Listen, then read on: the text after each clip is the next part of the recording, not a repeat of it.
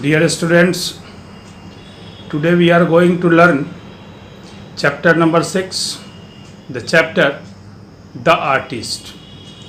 It is a popular story which is written by a celebrated Japanese short story writer Mr. Shiga Noya.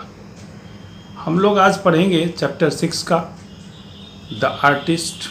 एक child psychology पर आधारित ये story है कि कैसे आजकल के गार्जियन अपने बच्चे पर अपनी बात को थोपने की कोशिश करते हैं। उसमें क्या टैलेंट है, उसके क्या विशेष हैं, उसके क्या डिज़ायर हैं, उस पर ध्यान नहीं देते हैं। वो जो चाहते हैं वो बच्चा करे। इसमें एक 12 इयर्स ओल्ड सेबी नाम का लड़का है। उसी के बारे में ये पूरा स्टोरी है कि कैसे वो चाहता है कुछ और करना, उसकी ख्वाहिश है कुछ और गार्जियन उसको दबाव में ला करके कुछ और करवाना चाहते हैं। और इस ढंग से उस बच्चे का जो अपनी इच्छा है कुछ करने की, वो अपने गार्जियन के प्रेशर में आकर के दब के रह जाता है और वो कुछ नहीं कर पाता है। लेकिन वो जो कर रहा है वो कितना वर्थफुल है, ये आपको बाद में स्टोरी जब एंड होगा उस समय जाके पता चलेगा। तो फिर जैसे हम लोगों ने पिछले क्लास में एक चैप्टर पढ़ा था, वो भी स्टोरी था बहुत सुंदर, द अर्थ। और फिर जब चैप्टर पढ़ने के बाद हम लोगों ने उसका ऑब्जेक्टिव्स किया था, उसी ढंग से अभी पहले आज हम कोशिश कर रहे हैं कि आज इस पूरे चैप्टर को चाहे जितना समय लगे, आधा घंटा लगे, 1 घंटा लगे, एक साथ समाप्त करें और फिर इसका ऑब्जेक्टिव करें। बीच बीच में पार्ट वाइज पढ़ाने के बाद होता क्या है कि लड़का पिछला स्टोरी भूल जाता है। आपको भी समय लगेगा, लेकिन फिर भी हम कोशिश कर रहे हैं कि आज हम पूरा स्टोरी समाप्त करें। Thank you. रेडी? तो अब हम लोग चैप्टर पढ़ना शुरू करते हैं। Shiga Noah 1883 to 1971 is a celebrated Japanese short story writer of the 20th century. 20वीं शताब्दी के बहुत ही सेलिब्रेटेड मतलब होता है प्रसिद्ध शॉर्ट स्टोरी राइटर थे। कौन? शिगा नोया, जिनका जन्म 1883 में हुआ था और वो 1971 में उनका डेथ हो गया था। He wrote very sensitively about his people and their culture. Sensitively का मतलब होता है संवेदनशीलता के साथ। उन्होंने पूरे संवेदनशीलता के साथ वहाँ के लोगों और वहाँ के कल्चर के बारे में, संस्कृति, सब सभ्यता और संस्कृति के बारे में लिखा। The artist unfolds before us the world of a talented Japanese boy Seibei. Seibei नाम का एक लड़का है जिस पर ये पूरा स्टोरी है। वही बता रहे हैं कि द आर्टिस्ट अनफॉल्स। अनफॉल्स का 2-3 मीनिंग होता है, लेकिन यहाँ पर मतलब है कि वर्णन करना। आर्टिस्ट में वर्णन किया गया है हम लोगों के सामने में एक ऐसे टैलेंटेड जापानीज लड़के का जिसका नाम सेबी है। It shows how the adult world often causes damage to such talents. इस कहानी में ये दिखाया गया है कि कैसे एडल्ट वर्ल्ड, एडल्ट मतलब वैसे लोग जो बड़े बुजुर्ग हैं, वो लोग often causes damage to such talents, अक्सर वे लोग कैसे टैलेंटेड जो छोटे बच्चे होते हैं उनको कैसे डैमेज करते हैं, उसके बारे में ये कहानी है। अब आते हैं कहानी पर हम लोग। Stanza 1। Seibei's parents knew that he often went out to buy himself gourds. इसमें एक वर्ड आया गार्ड्स। गार्ड्स के बारे में आप जान लीजिए, ये कद्दू, सिजकोहरा हम लोगों के आसपास बहुत सारा मिलता है, उसी का एक रूप है गार्ड। तो सेबी के माता पिता यह जानते थे कि सेबी अक्सर गार्ड के सर्च में बाहर निकलता है या खरीदने के लिए निकलता है। He got them for a few Sen and soon had a sizeable collection. He got them for a few Sen and soon had a sizeable collection. SEBI क्या करता था कि कुछ सेन का मतलब होता है जापानीज पैसा, जिसको हम लोग अपने यहाँ रुपया बोलते हैं। वो कुछ सेन में गार्ड को खरीदता था। और सीजेबल का मतलब यहाँ पर हो गया कि काफ़ी मात्रा में उसके पास वो गार्ड जमा हो गए थे, बड़ी मात्रा में। When he came home, he would first bore a neat hole in the top of the gourd and extract the seeds.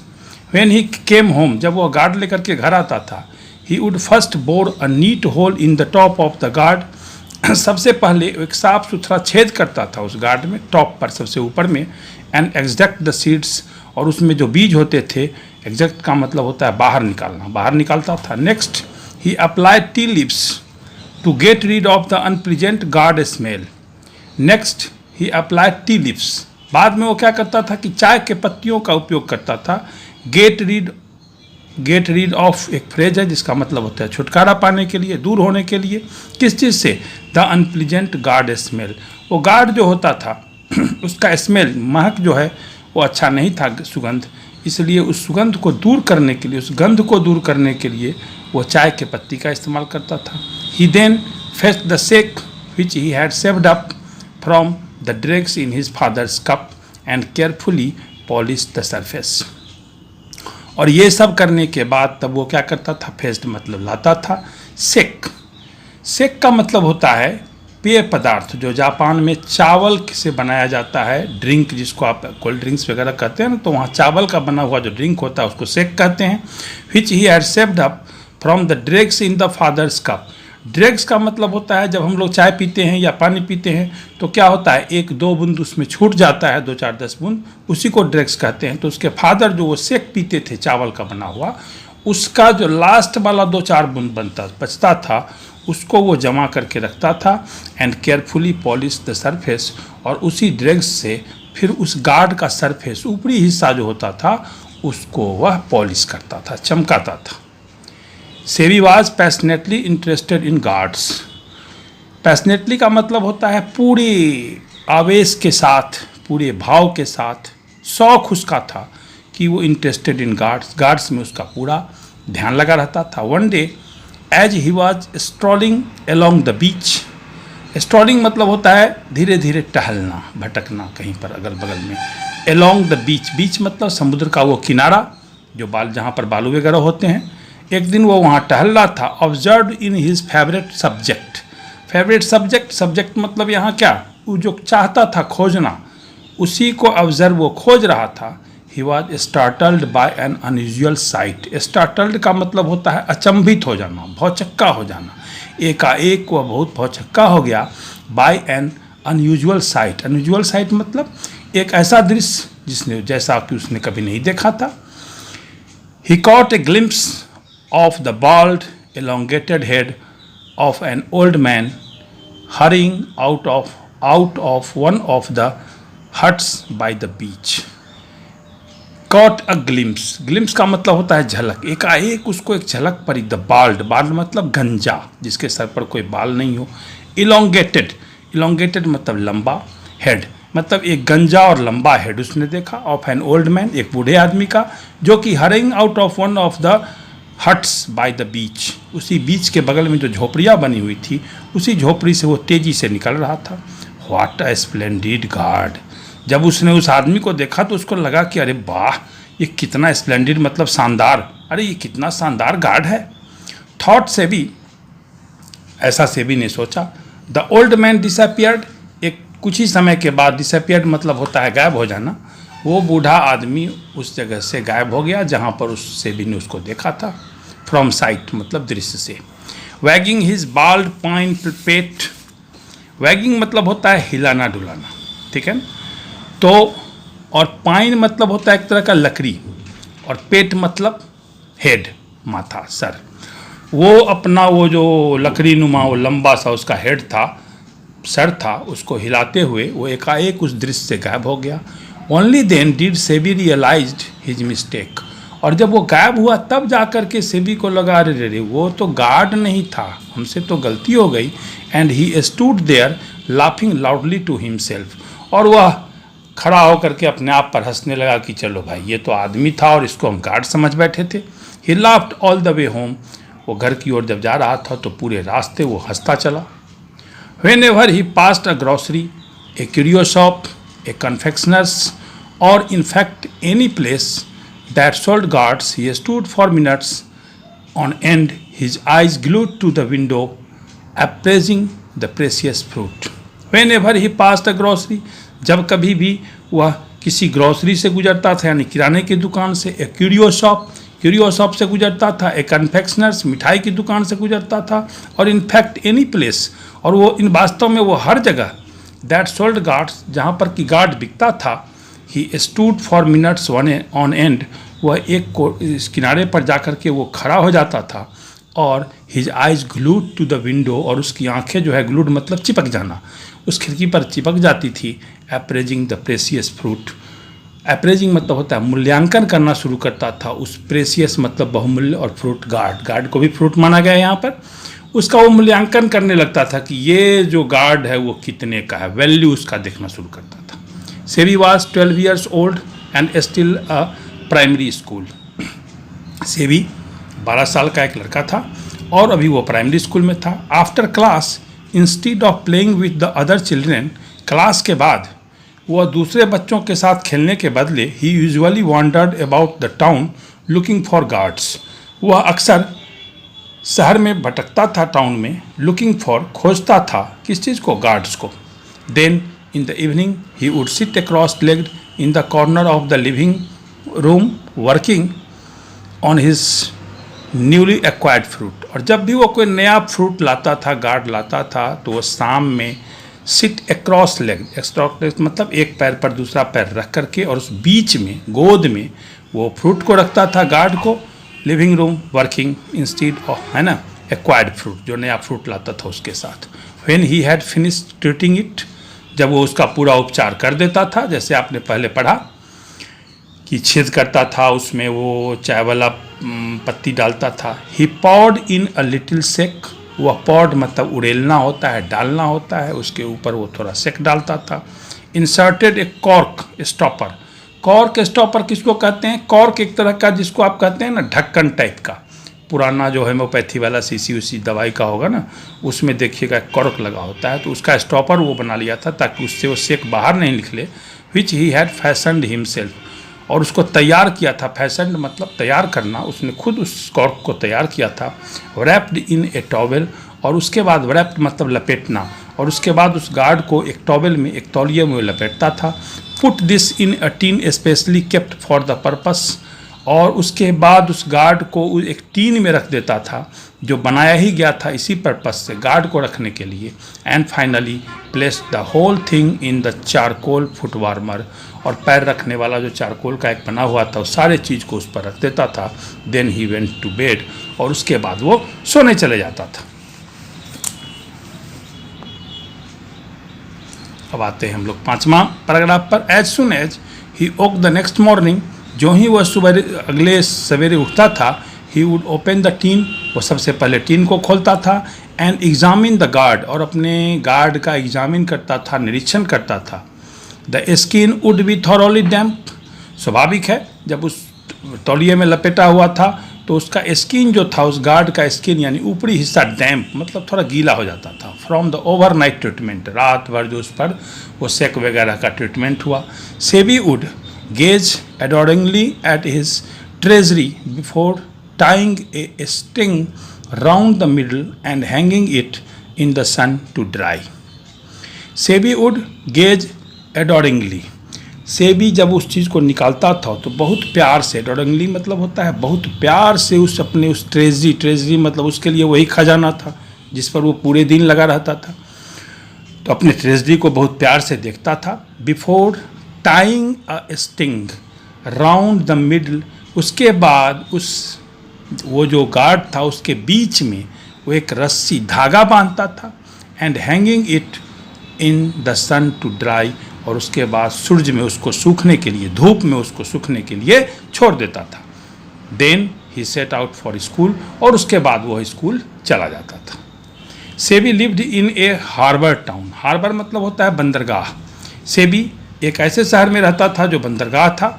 Although it was specially a city, यद्यपि यह एक सिटी था, शहर था।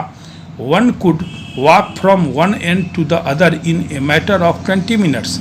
अब आप सोच लो कि वो कितना बड़ा शहर था कि कोई भी आदमी एक छोर से दूसरे छोर तक सिर्फ 20 मिनट में उस शहर के इस पार से उस पार हो जाता था। Seibei was always wandering about the streets and had soon come to know every place that sold guards and to recognize almost every guard on the market. और इतना ज़्यादा गार्ड के पीछे वो घूमा था और शहर में घूमा था कि उसको हर गली का पता था कि कहाँ गार्ड मिलता है, कहाँ बिकता है, और recognise almost every gourd on the market, और मार्केट में जो भी गार्ड था सबको वो रिकॉग्नाइज कर लेता था कि किसका क्या वैल्यू है। अब आते हैं पैराग्राफ नंबर 7 पर। He did not care much about the old gnarled peculiarly formed guards usually favored by collectors. He did not care much about the old grenade. गनेल्ड का मतलब हो जाता है ओल्ड, और गनेल्ड का मतलब होता है कि मुड़ा हुआ या पुराना जो गार्ड होता था। पिकुलरली फॉर्म गार्ड्स, खास करके वैसे gourds usually favoured by all collectors, जिस गार्ड को सारे लोग पसंद करते थे, सारे कलेक्टर, उसको वो पसंद नहीं करता था। The type that appealed to Seibei, appealed का मतलब हो गया जो प्रभावित करता था, किसको? सेबी को। वो कौन सा गार्ड था? वाज इवन, जो समतल हो, एंड सिमेट्रिकल, सीधा साधा हो, वो गार्ड से भी ज़्यादा पसंद करता था। That youngster of yours only seems to like the ordinary looking ones, said a friend of his father who had come to call. Seibei के एक मित्र आए थे, सेबी के पिताजी के एक मित्र आए थे उनको मिलने के लिए। उन्होंने जो ही सेबी को देखा कोने में बैठा हुआ, तो उन्होंने कहा, दैट यंगस्टर ऑफ योर्स, वो जो तुम्हारा छोटा बच्चा है, only seems to like the ordinary looking ones, वो तो बिल्कुल साधारण लड़का की तरह दिखता है। He pointed at the boy who was sitting in the corner busily polishing a plain round gourd. वो जो उसके पिता के दोस्त थे, वो सेबी की तरफ ही इशारा करके बताए कि वो जो लड़का बैठा हुआ है वो तो बिल्कुल एकदम से साधारण है।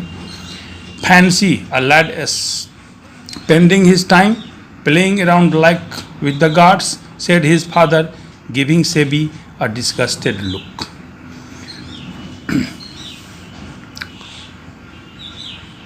उसके फादर ने अपने दोस्त को बताया कि ये पूरे दिन इसी गार्ड से खेलता रहता है, और ये बोलते बोलते उन्होंने सेबी की तरफ एक डिस्गस्टेड मतलब चीधा हुआ अपना एक नज़र फेंका, look. See here Seibei my lad, said the friend. उसके पिताजी के दोस्त ने कहा, देखो Seibei, there is no use just collecting lots of those things. ये जो तुम सीधे कलेक्ट कर रहे हो इतना ज़्यादा ये सब सारा चीज़, it is not the quantity that counts, you know. तुमको पता है कि ये क्वांटिटी काउंट नहीं किया जाता है। What you want to do is to find one or two really unusual ones. इतना ज़्यादा गार्ड जमा करने की ज़रूरत नहीं है। अगर तुम एक या दो स्पेशल, अनयूजुअल मतलब खास तरह का गार्ड जमा कर लेते हो, वही तुम्हारे लिए काफ़ी है। I prefer this kind, said SEBI, and let the matter drop. SEBI भी था, भाई बच्चा ही था, उसने कहा मुझे यही पसंद पड़ता है और हम इसी के साथ हम यही रखेंगे। यह कह के उसने लेट द मैटर ड्रॉप, उसने बातचीत को वहीं पर स्थगित कर दिया। Seibei's father and his friend started talking about gourds. उसके बाद सेबी के पिताजी और उसके दोस्त फिर गार्ड के बारे में चर्चा करने लगे। Remember that बेकिन guard they had at the agriculture show last spring. पिछले बसंत ऋतु में उन्होंने जो एग्रीकल्चर कृषि मेला जो लगा था, उसमें उन्होंने एक खास तरह का गार्ड देखा था जिसका नाम था बेकिन गार्ड। जैसे प्रजाति है गार्ड की अलग अलग, वैसे ही एक बेकिन प्रजाति थी जिसके बारे में काफ़ी चर्चा हो रही थी।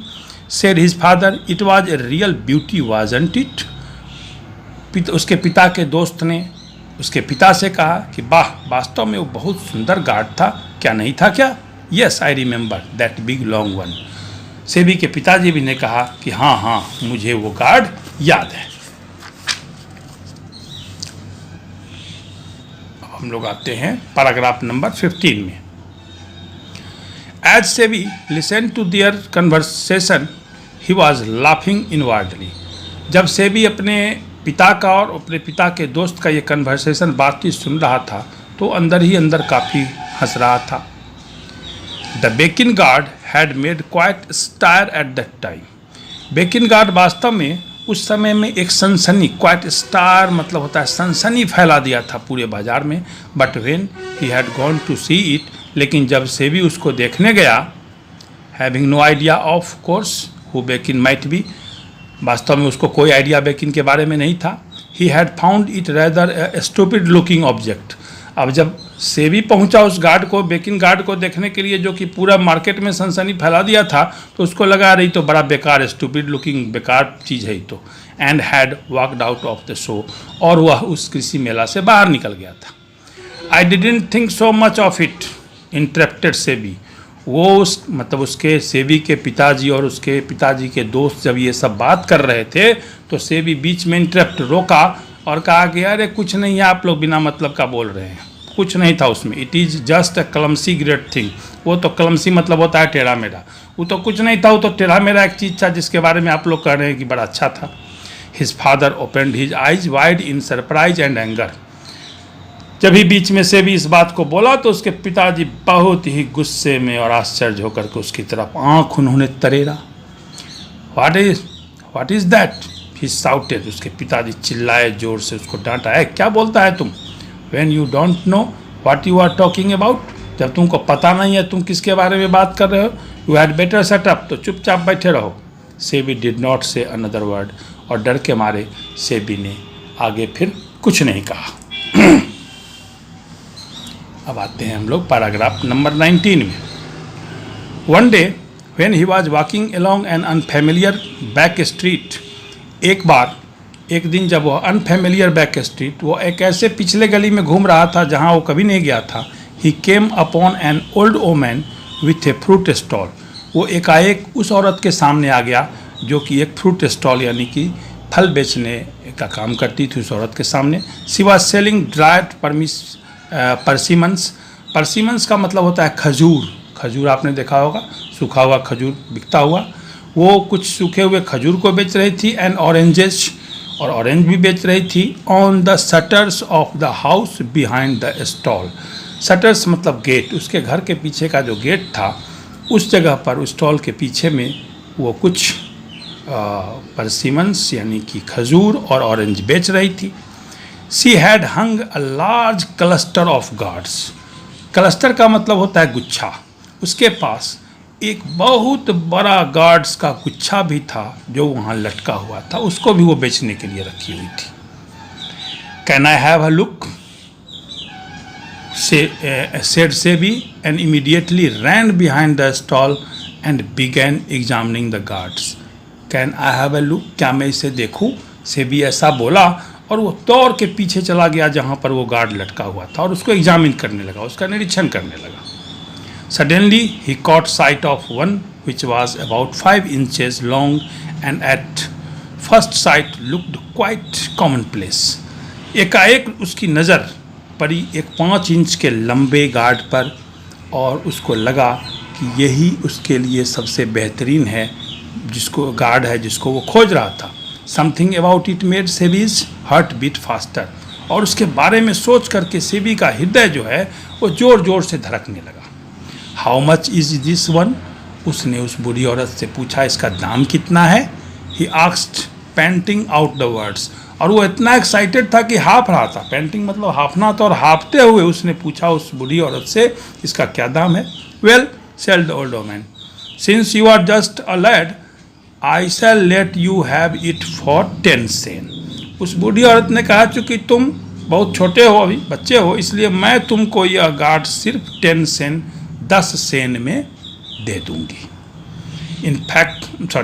In that case, said Sebi urgently, please hold it for me, won't you? Please hold it for me, sorry.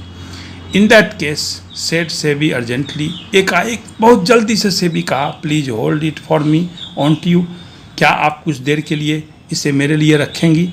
I shall be right back with the money. मैं तुरंत पैसा लेकर के आऊँगा। अब हम लोग आते हैं जब पैराग्राफ नंबर 24 पर। He dashed home and in no time at all was back at the stall. वो dashed मतलब तेजी से घर की ओर भागा और बिना समय बिताए वो फिर स्टॉल पर पहुंच गया। He bought the guard and took it home. उसने उस गार्ड को खरीदा और घर पहुंच गया। From that time on he was never separated from his new guard. Separate मतलब होता है अलग आना, जिस समय से अलग होना। जिस समय से उसने उस गार्ड को खरीदा उस समय से वह 1 मिनट के लिए भी उस गार्ड से अलग नहीं हुआ।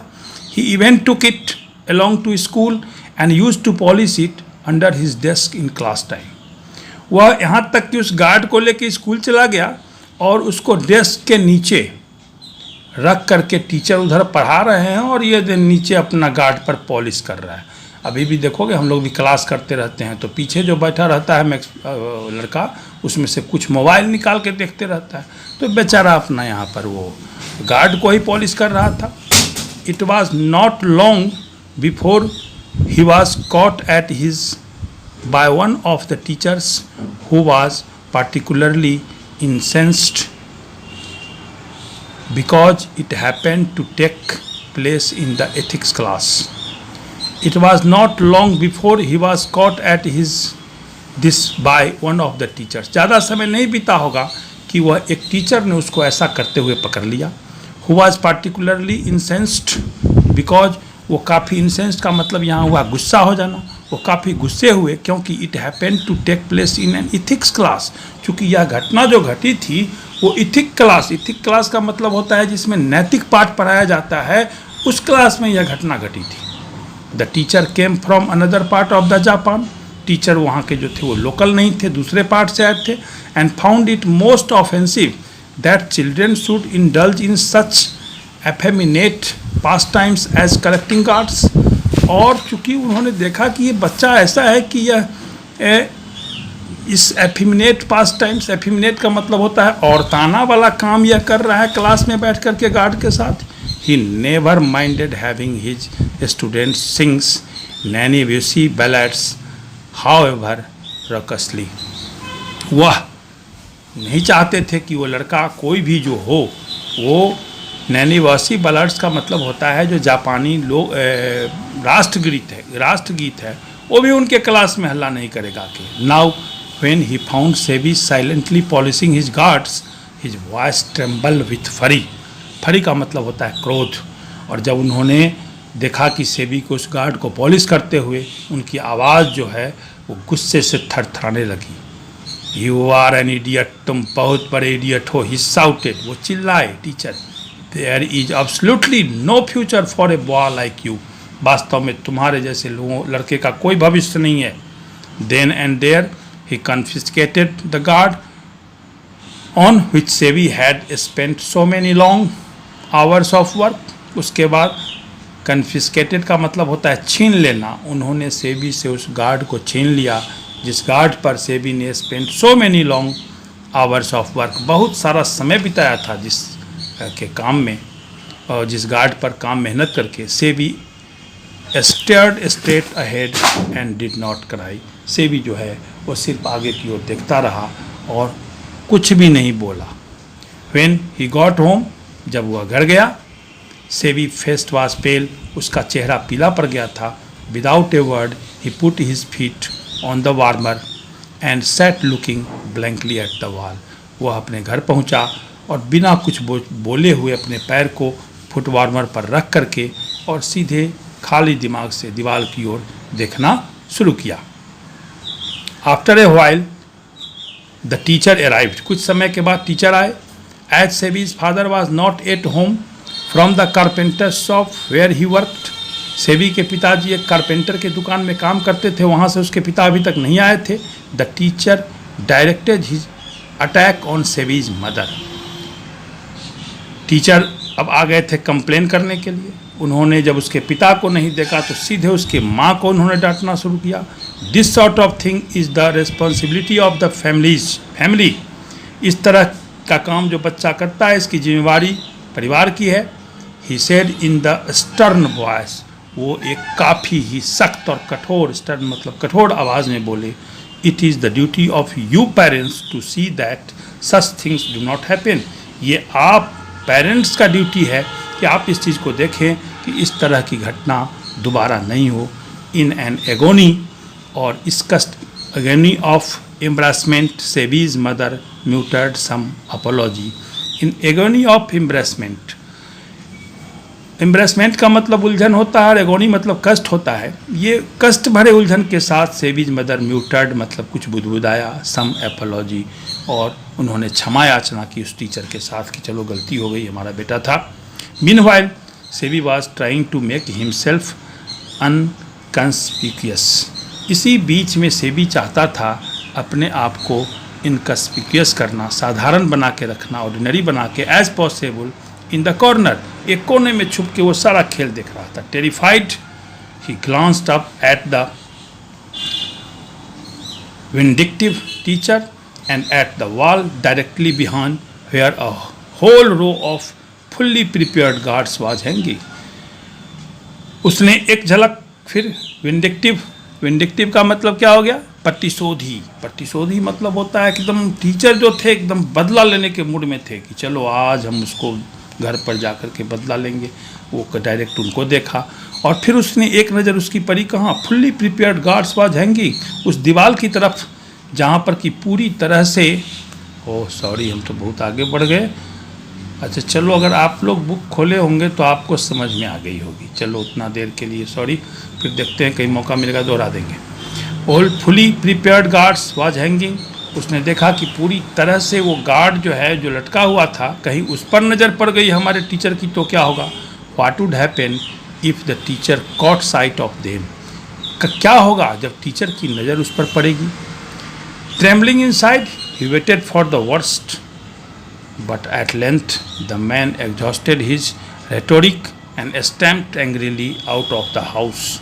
ट्रैवलिंग इनसाइड, अंदर में थरथराते हुए, he waited for the worst, वो अपने वर्स्ट का सबसे बुरा वक्त क्या हो सकती है उसका इंतजार कर रहा था। But at length the man exhausted his rhetoric and stamped angrily out of the house, लेकिन वह जो उसके टीचर जो थे वो तेज़ी से बोलते हुए रेटोरिक स्पीच में और स्टैम्प पैर पटकते हुए गुस्से से उसके घर से बाहर निकल गए। सेबी हिव्ड अ साई ऑफ रिलीफ, और तब सेबी ने गहरी सांस लिया रिलीफ का कि चलो भाई कम से कम टीचर तो चले गए। Seibei's mother was sobbing softly, Seibei की माँ जो है वो सुबक रही थी अपने बेटे की इस गलती पर। In a querulous whine she began to scold him. Querulous whine का मतलब हो गया यहाँ पर कि वो एकदम शिकायती अंदाज में पिनपिनाते हुए वो बोली, she began to scold him, वो उसको डांटना शुरू की। And in the midst of this, और इसी बीच में Seibei's father return from his shop, Seibei के पिताजी अपने दुकान से लौट गए। As soon as he heard what had happened, जो ही उन्होंने सुना कि क्या हुआ, he grabbed his son by the collar, उन्होंने अपने बेटे को कॉलर से पकड़ा जोर से, and gave him a sound beating, और उसको भरपूर पिटाई उसकी की सेबी की। यू आर नो गुड, तुम कभी अच्छे नहीं हो सकते। ही बावल्ड एट हिम, वो पूरी तरह से उसके ऊपर चिल्लाए, बबल्ड मतलब चिल्लाना। You will never get anywhere in the world, तुम इस संसार में कहीं नहीं रह सकते। The way you are carrying on, जहाँ पर तुमको ले जाया जाए वो कहीं जगह नहीं है संसार में। I have a good mind to throw you out into the street where you belong, मेरी इच्छा है कि तुमको मैं गली में भेज दूँ, उस गली में फेंक दूँ उठा करके जहाँ से तुम बिलोंग करते हो। The gourds on the wall caught his attention, इसी बीच में वो दीवार पर जो गार्ड टंगा हुआ था उस पर उनका ध्यान पड़ा। Without a word he fetched his hammer, बिना कुछ बोले हुए उन्होंने अपने हैमर मतलब हथौड़ा को उठाया, and systematically smashed them two pieces, और पूरे लगातार जो भी गार्ड मिला उसको टुकड़े टुकड़े कर दिया, वन आफ्टर द अदर, एक एक करके। Seibei turned pale but said nothing, Seibei ये देख करके बेचारा पूरा पीला पड़ गया, दुखी हो गया, लेकिन कुछ नहीं बोला, said nothing. The next day the teacher gave Seibei's confiscated guard to an old porter who worked in the school। अब अभी तक तो आपने ये पढ़ा इस स्टोरी में कि गार्ड जो था, जो लेकर के वो क्लास में गया था सेबी, उस गार्ड को छीन लिया गया। अब वो टीचर उस गार्ड को क्या करता है, यहाँ पर देखो, अब वो महत्वपूर्ण बनता जा रहा है कि जो काम सेबी कर रहा था उसको कैसे रोका गया और उस चीज़ जिस गार्ड को वो कलेक्ट कर रहा था उसका क्या महत्व है ये अब आपको नज़र आएगा। अगले दिन क्या हुआ, टीचर ने जो सेबी से वो गार्ड छीना था उसको उसने अपने एक ओल्ड पोर्टर मतलब होता है सेवक, सहयोगी, चपरासी, उसको दे दिया। Who worked in the school, जो कि स्कूल में काम करता था। हेयर टेक दिस, टीचर ने उस पोर्टर को कहा, लो इसको, he said as if handing over some unclean object. और उस गार्ड को उसने पोर्टर को ऐसे दिया जैसे कि वो बिल्कुल बेकार का कोई चीज़ हो, अनक्लीन ऑब्जेक्ट हो। The porter took the gourd home with him and hang it on the wall of his a small sooty room. Sooty का मतलब होता है एकदम गंदा सा कालिख जैसा घर जो होता है छोटा सा। पोर्टर उस गार्ड को ले गया और अपने छोटे से उस गंदे रूम में टांग दिया। About 2 months later, the porter, finding himself even more hard pressed for money than usual, लगभग 2 महीने बाद पोर्टर को एक ऐसा समय आया कि उसको पैसे की ज़रूरत बहुत ज़्यादा हो गई। Decided to take the guard to a local curio shop to see if he could get a few coppers for it. उसने सोचा कि चलो इस गार्ड को क्यूरियो शॉप पर ले जाते हैं दुकानदार के पास, जो ही पैसा वो दे देगा। The curio dealer examine the guard carefully, curio dealer ने उस गार्ड को पूरी तरह से देखा, यानी कि दुकानदार ने। Then assuming an uninterested tone, और इस ढंग से बहाना बना के एकदम बेकार टोन में, अनइंटरेस्टेड टोन में, जैसे इच्छा नहीं हो, handed it back to the porter, उस गार्ड को उसने पोर्टर को लौटाया और कहा, I might give you 5 cent for it, मैं तुमको इसके बदले में सिर्फ 5 एन दे सकता हूँ। अब देखो यहाँ सेन और एन का खेला। वो सेन था, जैसे अपने यहाँ पैसा होता है वैसे वहाँ होता है सेन, और जैसे अपने यहाँ रुपया होता है वैसे जापान में होता है एन। तो गार्ड खरीदाया था कितने में? 10 सेन में, यानी 10 पैसे में। अब वो गार्ड का दाम यहाँ पर क्यूरियो डॉलर कितना लगा रहा है?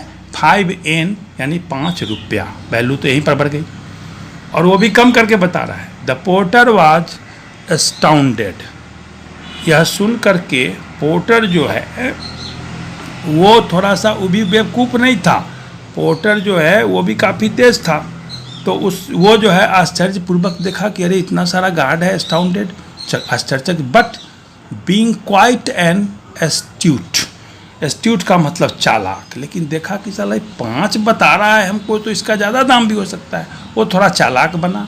ओल्ड मैन रिप्लाइड कूली, उसने बड़ा ही ठंडा दिल से जवाब दिया, I certainly wouldn't part with it for that, कोई बात नहीं है, मैं इतना में नहीं बेचूंगा, चलो आप रहने दो। The dealer immediately raised his offer to 10 yen. अब डीलर ने तुरंत कहा कि अरे ये तो नहीं मान रहा है, तो उसने कहा कि चलो हम तुमको इसका 10 एन दे देंगे, यानी कि अब 5 रुपये से मामला 10 रुपये पर आ गया। But the porter was still adamant, लेकिन वो पोर्टर जो है वो थोड़ा सा भी इधर उधर नहीं हुआ, और एकदम अटल रहा, अड़ा रहा कि नहीं मैं तुमको 10 एन में भी नहीं दूंगा। In the end the curio dealer had to pay 50 N for the guard, और अंत में उस दुकानदार ने, क्यूरियो डीलर ने उस गार्ड का कितना रुपया दिया उस पोर्टर को, उस चपरासी को? 50 एन। अब आप यहाँ पर खेला देखो कि अगर वह लड़का गार्ड ही कलेक्ट कर रहा था तो क्या बुरा कर रहा था, उसी में वो पैसा दुनिया भर का कमाता, लेकिन गार्जियन उसको वो करने नहीं दिए। The porter left the shop, उसके बाद वो चपरासी जो है दुकान से निकला, डिलाइटेड एट हिज लक, अपने किस्मत पर काफ़ी खुश था। It wasn't often that the teachers gave one a free gift equivalent to a year's wages. उसने देखा कि अरे 1 साल में भी हमारे टीचर इसके बराबर का तो हमको वेज नहीं देते हैं, हमारी मजदूरी नहीं देते हैं, जितना कि इस गार्ड से हमको आ गया। He was so clever as not to mention the matter to anyone, and neither Seibei not the teacher ever heard that had happened to the gourd. उसने और चालाकी की, उसने किसी को भी इस बात के बारे में नहीं बताया, न सेबी को और न टीचर को। Yes the porter was clever, हाँ ये बात तो सही है कि वो पोर्टर चपरासी जो था वो चालाक था, but he was not clever enough, लेकिन वो बहुत चालाक नहीं था। Little did he imagine that this same gourd would be passed on by the curio dealer, चूँकि वो सेम गार्ड, जिस गार्ड को क्लियर डॉलर ने इससे 50 एन में खरीदा था, to a wealthy collector in the district for 600 yen, और उस क्यूरियो डीलर ने, उस दुकानदार ने उसी गार्ड को जो $50 एन का गार्ड खरीदा था उसने पोर्टर से, उसको उसने 600 एन में बेच दिया। अब आप देखो, जिस गार्ड को सिर्फ 10 पैसे में सेबी ने खरीदा था, वो गार्ड अब कितने में बिक रहा है? 600 रुपये में। अब देखो सेबी का लास्ट एंडिंग क्या है? SEBI is now engrossed in his pictures. Engrossed का मतलब होता है व्यस्त होना। अब सेबी किस चीज़ में लग गया है? पिक्चर को बनाने में, साफ करने में। He no longer feels any bitterness either towards the teacher or towards his father who smashed all his precious gourds to pieces. अब देखो, एक गार्ड की कीमत 600 एन, और उतना सारा उसका गार्ड जमा था, लेकिन वो चूँकि बच्चा था, उसके पास कोई कटुता नहीं थी, किसके प्रति? न उस टीचर के प्रति और ना उस अपने अपने पिता के प्रति उसको था, जिन्होंने उसके पूरे गार्ड को तहस नहस कर दिया, या उसका जो एक पैशन था उस पैशन को समाप्त कर दिया। At gradually his father has begun to scold him for painting pictures. यद्यपि उसके पिता अभी भी उसको हमेशा गुस्सा करते रहते हैं उस पर कि चलो तुम पिक्चर को पेंट करो, बाकी अब तुमको गार्ड वार्ड वाला खेल नहीं खेलना है। अब ये पूरा स्टोरी आपका यहाँ पर आज मैंने समाप्त कर दिया।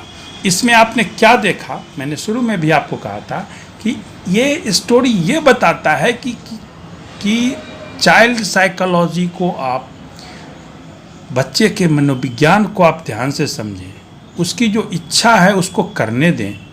अब गलत काम नहीं, सही काम, लेकिन आप अपनी जो इच्छा है उसको उसके ऊपर मत थोपे, नहीं तो उसका टैलेंट, उसका मेरिट, सारा का सब कुछ खत्म हो जाएगा।